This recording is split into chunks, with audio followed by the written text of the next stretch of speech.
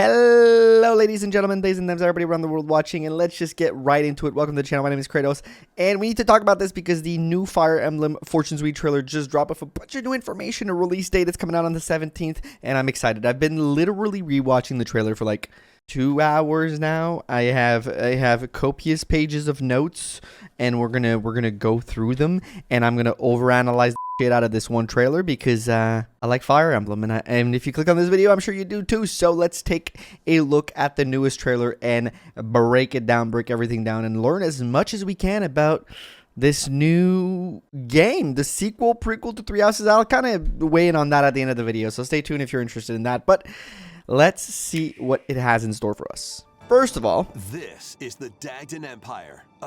Dagdan, the Dagdan Empire, Dagda. This is an information that we kind of knew from the previous trailer, and it also confirms that it's in the Three Houses world. This whole Sothis thing did in the previous trailer, but this also like comes and add a little bit of that sauce. And if you play Three Houses a little bit, you kind of know that Dagda is mostly unknown for the most part. There was like a few wars between Dagda and Fodlan, but in all, it's a mostly unknown area. We know that Shamir is from Dagda in Three Houses, but if you do look at a map of Three Houses, you know that Dagda isn't quite near Fodlan. We know they're allies with Brigid, which is kind of at the bottom there. The map is going to be on screen for you guys to see anyways, but like, so I presume Dagda is a little bit more removed to the left, to the bottom there, where we can't really see on that map. That's kind of my assumption, given the little bit we do know about it, but we're going to learn a lot more in this game. Editing, Kratos here, just to add a little bit to what I just said about the map. Serene Forest just dropped, it's going to be on screen right now, just dropped a map where they picked out the map from the Collector's Edition and superimposed it with the Fodlan one. And we can kind of see that, like what I was saying, like it's at the bottom there. It's a little bit more like directly under than what I had initially thought where it would be. And here we have way more information. We have another place called Mosa. We have the Kingdom of Ceramus, which I will talk about in a few minutes in the video, which I talk about. And there's a Kingdom of Brezant, which we kind of see in the other part of the video, but I didn't mention it because I didn't see it. But you kind of see that the whole continent and all the different places that, you know, could come into play during the playthrough. I just wanted to bring that up because it's a great map. So shout out to Serene's Forest. They always do great work, but you know, just kind of wanted to correct what I had just said because I have the information while I'm editing. So back to the video. Something that's interesting about this map is this is said to be the Dagdan Empire, but there's the Kingdom of Arago up here, which has the same kind of banner, and these seem to be different provinces. And this is Daxian, which is the city that the game's gonna be spent in, which we'll know in a few seconds in the trailer. But this is a little weird. It seems like there's like an opposing force maybe on the continent, maybe like less powerful than the Empire, or like maybe they were once different. I guess we'll learn all of that in the trailer. But remember Arago and Aragona, it will come back up later. I'll bring it up anyways, but here we can move forward. Empire. A prosperous land ruled by the gods. So this line, prosperous land ruled by the gods, is very interesting. You know, we already know that like Sothis has a part to play in this game, given that we saw her in the main trailer. And like, are we talking about more like Nabateans and how where they were before the whole shebang in Three Houses? It's a little bit up in the air, but I'll bring up some characters as we go through the trailer that might fit the bill or might kind of raise some questions. We already know about the Emperor that we saw in the original trailer, the guy with like the opening up his arm that has the pointy ears that points that he's a Nabatean, which is kind of like the only, and the green hair, which are the only markers that we know. But I feel like that line is quite important given that we see Sothis in this, and there's other portion at the end there that we'll see. But it's also a weird thing, a land ruled by the gods. But we know from the Shamir, and I believe it's Happy support in Three Houses, or in Three Hopes, they revealed that Dagda is more like lenient on different beliefs and the and worship. It's less monotheistic than Fodlan is. It's something that's talked about that leads to a lot of conflict apparently in Dagda. So that line ruled by the gods seems interesting, given that that's what we know there, that it's a little bit more free from that point of view than Fodlan. And that would fit with, like, in a way, if Dagda is meant to be like an analog to the Roman Empire. There's, you know, if you know a little bit of history, Romans were pretty okay with like just a wide variety of beliefs within their empire, you know, so it kind of tracks, but we'll have to see a little bit more on that end. Let's keep going. The capital, Daxian. As I said, the capital, Daxian. And we kind of already knew that, because if you did the Japanese translation of the original trailer, they what's called the Daxian Heroic Games, that was revealed on there originally, but it was kind of a translation, so people weren't really exactly sure. But that, I guess, that reveal was already something we knew from that. Which is granted one wish. So that line is important. The winner of the games is granted one wish by the god. So it's going to tie into the motivation of each character, which we're going to see in a second. Yeah, there's this green guy with what seems to be a lance who jumps at her as fighting. I don't think we see him any other point in the trailer, but if we do, we'll try to point it out. Then there's this red guy that I said when I was watching original. I thought he looked a little bit like an Armored Knight Lucas from Echoes, but you know, it's not him. But it kind of there's a vibe there. There's a vibe. And this is a guy we see, I believe, in the original trailer. Is one of the characters we see in the original trailer. All right, so this is where the main thing is. Each kind of these character has a motivation going. And let's take a look at Kai first. Kai, a young boy determined to win the games to save his imprisoned father. Something that's interesting about this character is Riberia Village. I couldn't find it on the map. I assume that's normal. It seems to be probably a small village within the Empire. So we'll probably know more from where he hails exactly which province later. Something that I found interesting, and we'll back up the footage here a little bit. Okay, so we're gonna look at the little video that's happening. We can see right here that he has a gem in his hand. That seems to be the source of a power that he has. But when you look at this video here, you'll see that something seems to lead to that. I think there's going to be like a story moment very early on, probably, that's going to get him to get this gem. I don't think it's something that he has outright, basically. And I think it's the next little video that happens in the background. Like here, with the amulet that he's holding, it's like doing this purple light in his hand, and then this is like the purple light here. I feel like the colors match, and it seems to kind of match it. Something leads to that, and it's going to be something important within the story. I don't really know what it is yet, because there's not a lot of indication, but here we are. Also, keep an eye on his eyes. They're like golden yellow. I'll point it out later, but there's something else about his eyes, so something else is going to happen, so keep that in mind. Then we got Dietrich, of course. A swordsman ever on the hunt for a stronger foe. So I think with Dietrich, the interesting thing, he's like the most cryptic main guy, but I wrote a whole paragraph in my notes about like where he comes from, possibly Fodlan, blah, blah, blah.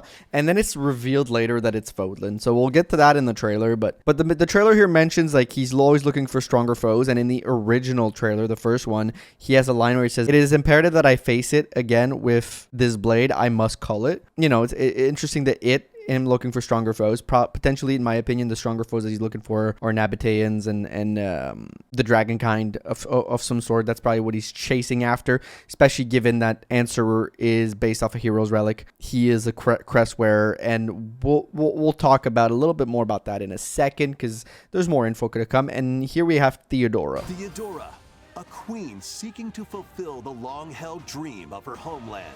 So Queen of Ceramis, which also not on the map. Very important. Ceramis is not on the map. It seems to track, in my opinion. Like Theodora has kind of like the only thing I could ever think of when I saw her footage in the original trailer was I couldn't stop thinking of Xerxes from 300, the Persian prince. There's like a vibe there. So potentially Ceramis is an entirely other kingdom on another continent that's kind of like probably has had running with Dagda because she's there at the Heroic Games. And I would assume that her dream of her homeland is either to invade and win, or maybe winning the tournament. Maybe there's some glory in that. It's still very unknown. Then we have Lita here with her sights set on revenge. And we know that from the main trailer, from the original trailer. She says there's a man she hates, and then we also see her like kind of like putting her hand out and in the fire, reaching out type deal, potentially hinting at what happened to her with this man. And she's out for revenge. That's kind of like, you know, so we get our four motivations. Like Kai wants to save his dad. Dietrich is looking for stronger and stronger enemies, so the tournament makes sense, and maybe the wish to fight a Nabatean or some sort. Theodora wants to fulfill the wish of her nation. She's a queen looking to do something grandiose for her nation, and Lita is out for revenge, so the wish potentially getting her that revenge. We have like the main motivations in terms of story. We don't know much more than that, but it will have to be seen. Guide whichever character you choose to victory. So this line is important. Guide at whichever character you choose to victory. This means that there's 4 routes, essentially, or maybe more, but at least we know 4 routes, and each kind of like 3 houses. You pick a character probably at the start, and then you go through their route and see what happens with their story. We're probably gonna have something similar than 3 houses there, and maybe there's gonna be a route where you have to make a choice, kind of then like the Edelgard one. But here we're gonna have we're gonna do a couple freeze frames. The first one being here, we see a cast of character behind Kai. And also, this is what I meant by Kai's eyes. Here they are red. Earlier they were yellow. So something definitely happens in the story for like this color, eye color change or whatever. I don't know what it is, but something definitely does happen. We have the glasses girl that we saw from the original trailer that follows Kai's around. I think she's probably like his best friend or something. We're going to probably learn that. Then there's this new guy around back here. I assume an Armor Knight type dude, and then there's this ginger fella over here who has a bow, by the way. We see in the next kind of little frame, but this guy right here has a bow, so its original class is probably, because this seems like a cutscene, his original class probably seems like a bow class, maybe a hunter or archer or something like that. So that's something we already know. But then I kind of want to bring our attention to this lady over here. 20 years, that little like star thing on her forehead. She kind of looks like a priestess of some kind. She has like the markings of a Nabatean, in my opinion, or like a dragon kind. But her hair is pink, and we've seen that traditionally in 3 houses, all Nabateans have greenish sort of hue on their hair. It's not always the same, but it's within that color spectrum. So the pink one is kind of weird. If it is a Nabatean, maybe it's something else entirely. But this character is definitely not like human, you know? There's something here definitely with this character. I'm assuming she's probably got some sort of importance, or maybe it's just kind of a indication that there's other types of, maybe it's has to do with the gods, right? That I said earlier, a land where they're ruled by gods, but I guess maybe there's a larger pantheon of gods here that are available, and Nabateans are just but one, and they're the ones that made it to Fodlan somehow at some point. And this is probably maybe like another type of deity. I don't know. This is me just spitballing and speculating, but this character here just felt very important to me in terms of like how she looks. Character you choose to victory. Here we have Lita, who has this, I guess mage-looking lady, noble-looking lady, blonde lady over here. And then this little fella, who's just right here. He's not the same redhead guy as the other one, but he's just another one. So these maybe are friends of hers or retainers, or I don't really know exactly. But Lechner, off the piano, I'm going to choke the life from him. This is probably another character, probably not either of these two, probably another character. Maybe it's the man that she's chasing, but I doubt it. This more seems like her saying like, I'm going to, if he does something wrong, I'm going to, slap him across the back of the head type of deal. Like her face is all contorted, and it's something you're going to notice in the portrait. They blink. The 2D, there's live 2D portraits. They blink, as you just saw here, and their face change on the 2D portraits too, not just on the animation here. So it's going to make support conversation maybe more dynamic, or like dialogue that's like read on the map a little bit better looking. But I really do like the art style. Lita has 3 more units. We will see him again later. He seems to be a mage. His name is Ciro Coco, I think, something like that. We'll bring him up again. She seems to be another mage. They kind of giving me vibes of like siblings. I don't know why, but they just, their outfit, their drip, they seem, somewhat maybe related.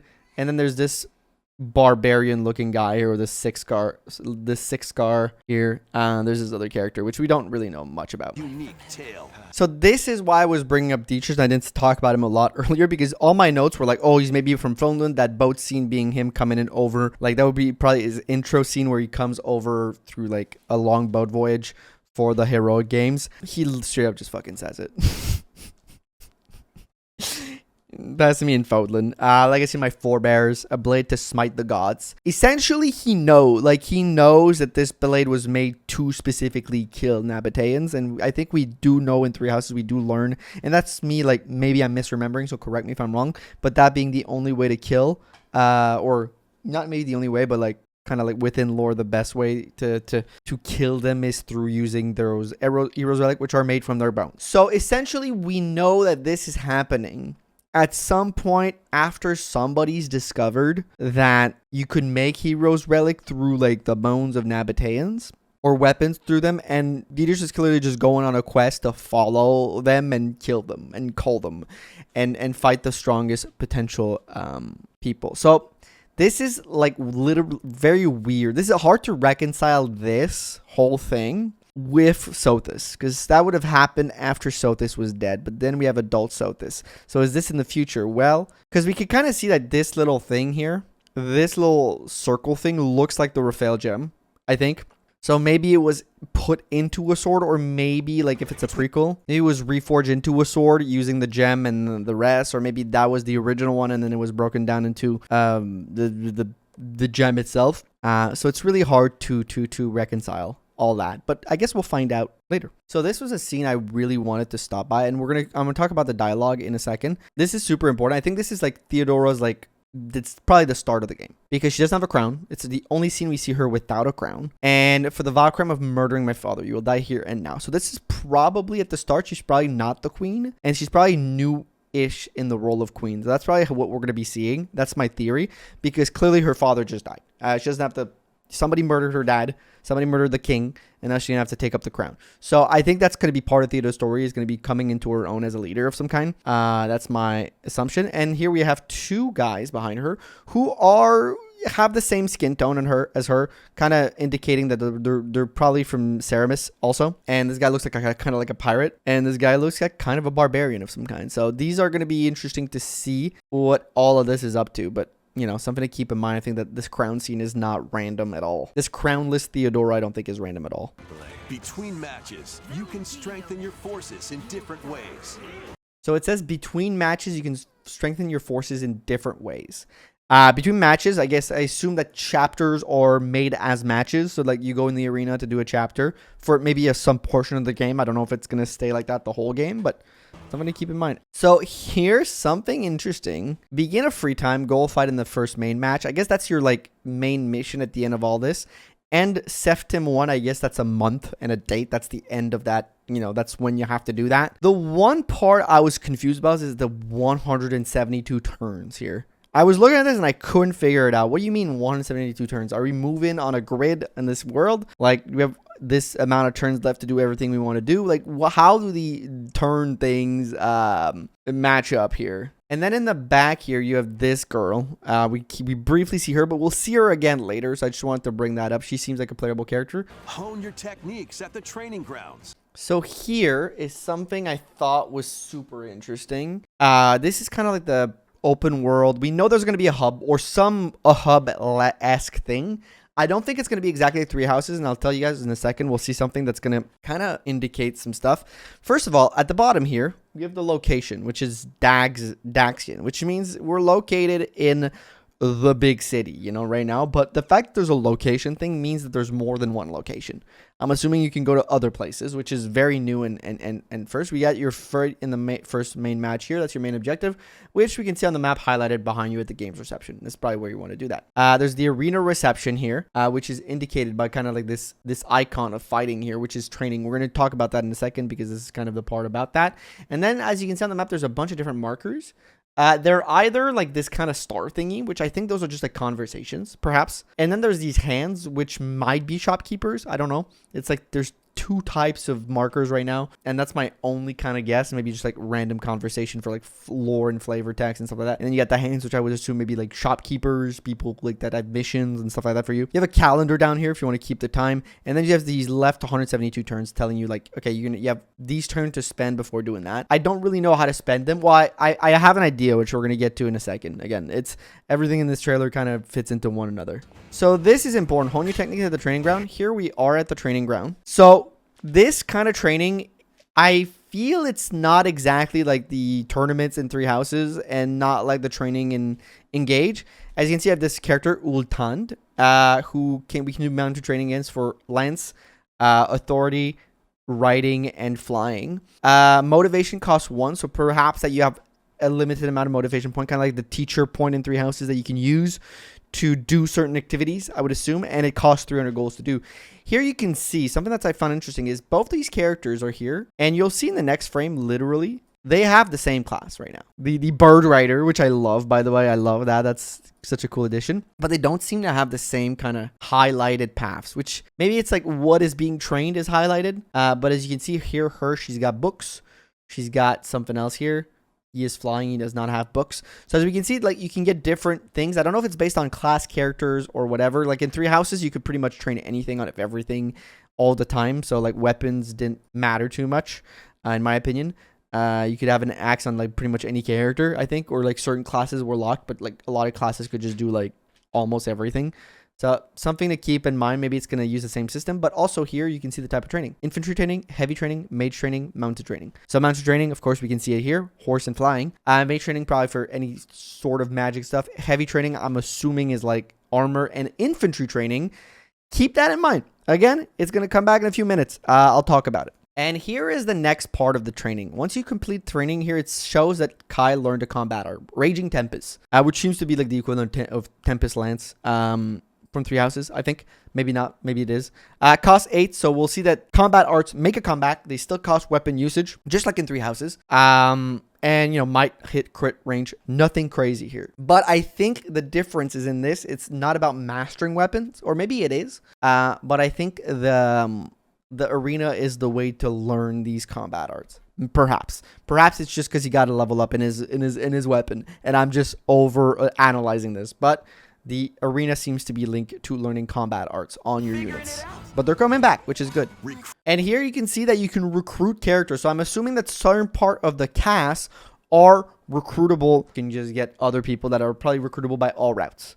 Some are probably locked the routes, some are probably recruitable by all routes, or maybe, you know, you find characters in different ways, but here you can see that clearly just talking to somebody, there's the potential to recruit them. Invite to join success requires meeting certain condition or fulfilling their requests. Again, Three Houses, to get the new people in your team, you have to have certain conditions met. Requests, not necessarily, so that's new. So there's probably a different kind of way to recruit different characters. They probably all work a little different. Importantly enough, here, you can see that she has a crest. And it's the crest of Aubin, which we also know that Kai has from the other trailers. Again, does that mean something? Or maybe it's just like worship of those different gods, or this Nabatean is a little bit different in this area. Also, green hair. We don't see her ears. Potential Nabatean. Hard to tell. Hard to know, but something character info probably gives you more about characters. And that's Nina. So also, again, we see the portraits. It's hard to tell some of these characters. And this is the big part that I'm like, holy crap, this game might go bonkers. So this is where I think the turns take place. You can move across this map, which is clearly, as you can see, this is Daxian. If you bring up the map again, it's kind of the same layout. And you can move across the land to do different things. I think, look here, you might have a combat versus a bandit. There's like a chariot up here. Seems to be like a convoy here, an item here, fishing mini game. This location seems to be important. Cooking, campfire, perhaps. It's kind of camp here. Somewhat of a horseshoe, maybe. I don't really know what that is, but you can kind of see these different locations in place, and I think that's where you spend your turns. Spend your turn on the map, you do stuff, blah blah. You come back, you do the game. You do stuff on the map, you come back, and the trailer will talk about that. You can travel beyond Daxian's Wall to gain experience. And here we just see reclassing is possible. Theodora doing the axe passed. This is kind of like the certification in Three Houses. So I don't know the extent of reclassing. Maybe it's like characters have like a limited amount of things they can reclass into, but it is there. You can do it. So here we see Alexandra, which is the girl we saw earlier behind that kind of, when we saw the day started thing behind. This was the character we saw. Alexandra here, who also has a crest on her shirt. I literally just realized that in this moment. I was looking through earlier and taking notes, and I had not seen that one. So let's take a look here. Okay, this is interesting. This looks like a crest, but isn't a crest from Three Houses. At least I think so. I don't see anything that looks like it. So are we perhaps being introduced to maybe these symbols, meaning like different gods these people might worship? That's kind of what I'm leading into. Here we have also this guy with the bandana. Looks kind of cool. Looks like a blonde hunk. I'm thinking either a thief or like a wyvern rider because he's got that wing. So I'm thinking wyvern rider, but he also got like that. The rest of the apparatus looks thief-ish, but probably a wyvern rider of some kind. So the crests are interesting. We see a bunch of different things that look like crests, but this isn't a crest, but it looks like one. So interestingly enough, but Alexandra here, and you can see this is a meal. You can do the meal stuff again that you didn't in Engage and Three Houses. These mechanics are coming back. These social mechanics, which to be fair makes sense. They've been in the latest games. People like them. Why remove them, right? Free time is up to you. This is my most interesting part of it. Let's take a look at it. Let's take a look at it again. You're running around. Let's pause it. You're running around. You got a dash. You got an attack. Show path. 2 chests left. You're picking up a chest. Right? You're running around. This kind of gives Echo's Dungeons vibes. Where these area that you're going on the map have these kind of run around areas where you can get into fights by attacking. Kind of like an Echoes. Kind of like in the dungeons. Dashing around. You can find some loot in those. The one thing I'm still like questioning is this, and this is I think, by the way, I think is where you spend your turns too. So this is the Lita crest, or the Lita kind of coat of arm, let's call it. That's her faction. Total HP 206, magic left 100%, LP 100. I don't know what LP stands for. Magic left, so that means like you have a limited amount of magic you can use in those dungeons.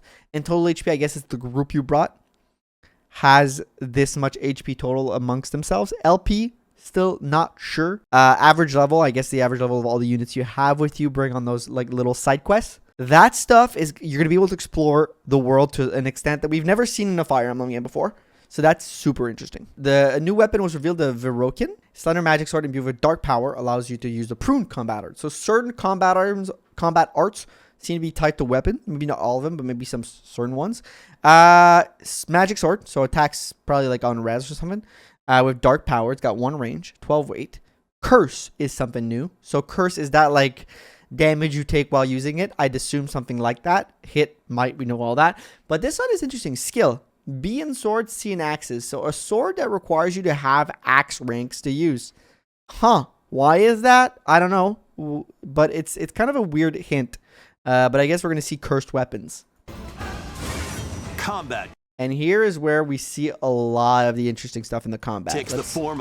This is the next little frame that I really wanted to talk about. Here you have Dietrich's squad, which is this girl that we saw in the original trailer, this turquoise-haired soldier lady. We're going to talk about Ursula. Give me a minute. We're going to talk about her. But Hunter, Ursula. And then we have this priest-looking guy. And then this red hair axe chap that I believe see in the original trailer. I believe he's the guy that Dietrich has the sword to his neck at some point. I believe that's the guy. So clearly he recruits him. No hard feelings there, I guess. There's a few things here. You can see Longbow Hunter is a class. This little gauge is interesting beside her name. But we'll come back. Remember this little symbol, we'll come back to it. So protection, resilience, I think this is, but I think this is resistance. I think this is defense. So I think this is, you can see your defensive stats. These seem to be destructible, these little barricade thingies, so something to keep in mind. But it seems that every unit has access to the storage, because this is not a lord of any kind, or maybe it is. Maybe they have a special skill, but storage for my part here, for my understanding, available to all units. You can just kind of go dipping out. You don't need the lord to be near or whatever. But Ursula here will reveal a couple of things to us. Let's pause because there's a lot here. First of all, guys, we got elephant riders. We got fucking elephant riders. That's sick. And I was kind of like, I want a character that has that class, but with the inclusion of Theodora and her kingdom, I was kind of expecting them to be like Persian inspired. So that would make sense. But here what you're seeing is Aragonian. So if you remember the map from earlier, that seems to be the other kingdom. They seem to be involved in this. I'm not sure exactly what their deal is. But they seem to have these elephants. So maybe Theodora is a fully different thing, and the elephant riders are not that. So, or maybe they're available to more than one faction. I don't know. This just kind of like me thinking of things. To be fair, we don't even know if the Theodora faction has access to them. It's just me thinking they would have. But a few things to note other than the elephant riders. Right down here, If you remember this crest, this is the crest of the beast, which only one character in Three Houses has, and that is Mary Ann. And if you see the picture on the screen that I'm pulling up right now, Mary Ann and Ursula have the same hair color. Clearly, they are descended of one another. It's the same house. It's the Von Edmund house in Three Houses. So I'm assuming that she came along with Dietrich on his quest for some reason or another. But this kind of gives us a big insight into the fact that crests are known in Fodland by the time these characters come over. These houses have them, so it's either after Three Houses, like a long time, and then they're going to Dagda, or it's kind of in a weird in between, and maybe there's something we don't know with Sothis. Maybe this land, the god, maybe Sothis doesn't exist the same way in both lands because she's a deity, so she can be whatever the fuck she wants whenever she wants. I don't exactly know. Okay, I'm not an expert yet, but this gauge is gonna come back. It's very interesting. We're gonna pause it in a few minutes when we get to that. But I find it weird that she has it beside her name, but maybe it's a team thing. Anyways, we'll talk about it in a second. Also, they're hiding the faces of the units so they don't show you what they look like, even though they're generics, which is, I don't know why. Maybe there's a reason. We'll see. But here, Deadeye makes a comeback. We've already talked about it. Combat's art making a comeback. And your unit strengths on the battlefield. Here we see generals. We see sword masters. We see some people with swords. And they see, look, these two classes look the same, but they both have a different weapon. So maybe it's a class thing. I don't know. But here we see Sarah Minion Soldier. So this seems like the faction of Theodora. And here you have a shaman class. And this is Sirocco, which we saw earlier. He has books apparently, and it's, you see the skills kind of like in Three Houses.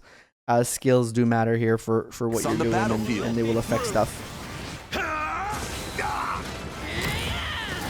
And this is why I wanted you to remember this little symbol. This is like the gauge stuff that I don't really know what it does, but here it's used for using these special skills that every single of the main character has. So Theodora has Earthen Throw, which we see here. She throws a fucking mound of dirt at people. Song of Passion for Lita and Moving Shadows. Two that we saw last time. I believe Song of Passion was the thing that spawned the big giant beast in the last trailer. And Moving Shadows we saw kind of allowed teachers to teleport. But here we have the last one, which is Kai's. Techniques. Which is his hand thing. These techniques to the fullest. That does a Kamehameha and explodes everything, man. Oh, that's crazy. I'm excited. And here we see the archer guy from earlier. We see the glasses girl. We see other characters in the back here, but very hard to tell. And this cavalier guy who got the zebra print on the cavalier. We have zebra riders? Wait a damn minute. Is this game about to be peak? But something I want to bring up here is at the bottom here. You see this maybe is Kai's class currently, but he's not mounted currently, which is important. I think this is like the icon for the riding the ostrich rider, giant chicken rider class. I don't know what to call them, but this is as you can see, like the walk-in as an E. So clearly there's a rank for infantry in this. So we used to have mounted flying armors in Three Houses, but here clearly every infantry class, and we saw it earlier with infantry training, seems to have some form of rank. I don't know what it does or what it affects. But, there's probably when you reclass, if you want to be able to get to like from horse class to an archer class, you probably have to get your infantry level up, which is kind of a way to make it a little harder to infinitely reclass and makes you have to think about things a little bit more strategically, perhaps, for your reclassing. I thought it was interesting, so I decided to bring it up. Oh, and here we're back to more story stuff. Rejoice with me. And this seems to be the main villain. This lady with the green hair, potentially a Nabatean, a god who is against Sothis, the main villain. I don't know how she figures into this whole mess, but let's take a look. She's holding on to something. At the advent of the underworld. She talks about the advent of the underworld. That looks like a baby. I don't know about you, but this is somewhat starting to look like a baby here. If you stop the frame, also pointy ears, green hair. Clearly a Nabatean, but probably an evil one of some kind. This looks like a baby, man. Is she holding on to a baby? I don't know. World. And here you're gonna see like big ass ogres and like clearly like some form of like undead or evil people. I don't know. This girl, by the way, this girl, I just see only we see her like at the end here. I don't know what she's got a orange rose on her hair. Who will route? And then we start to hear Sothis' voice. I'll play it fully without stopping in a second, but I just want to show something. We start to hear Sothis' voice as something goes through this giant ogre guy, and we have this guy, which all clad in white, doesn't look like anything, but Who will route you here? like kind of an angel looking dude. And guide the living to salvation. Seems to guide the living to salvation. Let's re-listen to that line again, or that little portion again. With me. At the advent of the underworld. Advent of the other world. So she's Look trying to bring upon back the underworld. promised one. The promised Who will one. route you here? And guide the living to salvation. Is that maybe Byleth? You guys think? Guide the living to salvation. Brought in by Sothis herself. Let's look at that lance for a second. So I have two thoughts. The lance kind of looks like the lance of Lewin. Or the Lewin, the Daphnel, or a broken lance of ruin.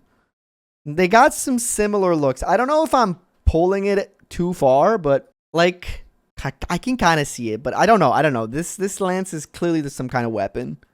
But yeah. A kind of a Byleth. I don't know. Maybe I'm stretching it. I don't know. But like, Who will route you here? the big mystery is here. And guide the living to salvation. Editing Kratos here, just jumping right in. While I was recording here, this key art just kind of popped up on the Fire Emblem Twitter page, which the kind of divine person seems to be in the middle of with the lance that we saw in the trailer that I was speculating about being maybe Byleth. Don't think it's Byleth anymore. I'm taking that back. So is that the avatar for the game? Because I thought this game was no avatar from like just everything that we've seen, but maybe this is kind of like a pseudo avatar because there seems to be two genders for this character, so clearly you can choose. I don't know. It's still very much up in the air, but I don't know who this is. We don't have no more information. Let's just I wanted to come in here and add this little tidbit. How did it feel? So this here. Upheave the world. Fill up the world. Big ass axe. I looked up and I couldn't find what this looks like. So if you kind of know in the comments, you can kindly tell me, and I'll maybe pin your comments so that other people can tell what this is. But maybe it's a weapon we've seen before. I don't remember seeing Be it. gone from us. Be gone from us. The darkest dark. The darkest dark. So this is Fire Emblem Fortune's Weave, coming out on the 17th of September.